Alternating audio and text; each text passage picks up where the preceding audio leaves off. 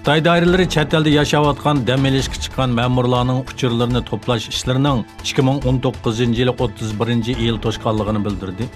Bu haqda uqtirish chiqargan Xitoy hukumatı chet eldagi dam olishga chiqqan Uyg'ur ma'murlarining tezdan Sharq Turkistonga qaytib kam hujjatlarini to'liqlash kerakligini, bo'lmasa pensiya maoshining 9-oydan boshlab to'xtatadiganligini bildirdi.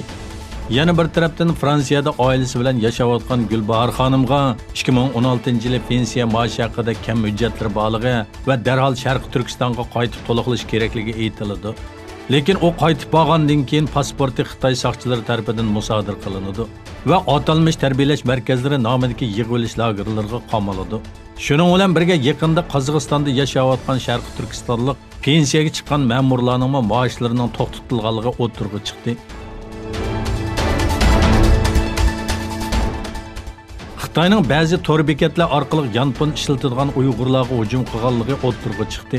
Texnik sanoatiga aloqador xabarlar chiqarilgan TechCrunch to'rining bildirishicha, 2 yildan buyon iPhone'ga hujum qilish uchun ishlatilgan nurg'un yomon niyatli to'rbatlar Uyg'ur musulmonlarini nishon qilgan.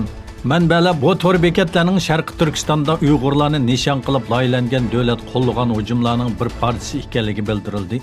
Google bexatarlik tadqiqotchilari yaqindan buyon nurg'unlagan yomon niyatli to'r bekatlarni bayqab e'lon qilgan bo'lsa-mu, lekin hozirgacha ularning Uyg'urlarni nishon qilganligi aniq bekitilmagan.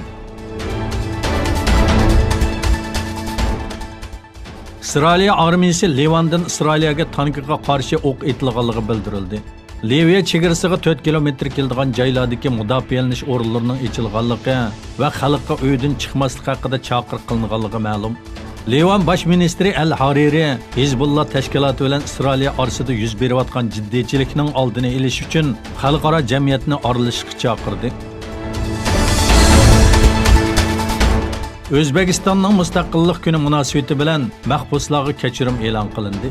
O'zbekiston davlat raisining axborot ishxonasi bu haqda e'lon qilgan bayonotda Prezident Mirzayevning O'zbekistonning mustaqilligining 28 yillik munosabati bilan qilgan jinoyatiga pushaymon qilgan va tuzitish yo'liga mangan mahbuslarga kechirim qarori chiqarilganligini bildirdi.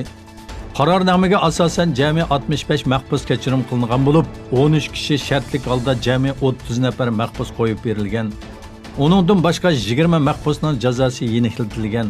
Boshqalarning bo'lsa jazo muddati qisqartirilgan.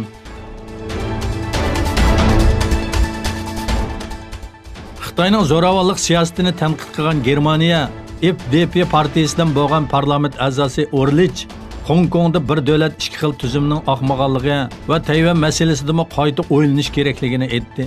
Germaniya tashqi siyosat to'ri bu pozitsiyani Tayvanning ayrilib chiqishini qo'llash va bir Xitoy siyosatidan voz kechish deb qaradi. Mazkur to'rning xabarida mundaq deyildi. Germaniya parlamentining bir parlament a'zosi bir Xitoy siyosatiga qarshi bayonot e'lon qilib, Tayvanning mustaqilligini talab qildi. Tayvanning Birlashgan Davlatlar Tashkiloti tomonidan e'tirof qilinishi uchun G'arb davlatlarining tirishchanlik ko'rsatish kerakligini aytgan Germaniya Liberal partiyasi a'zosi Orlich Xitoyga norozilik bildirdi. Yaqinda Amerika prezidenti Donald Trump Tayvanga $8 milliard qurol setib berishni tasdiqlagan.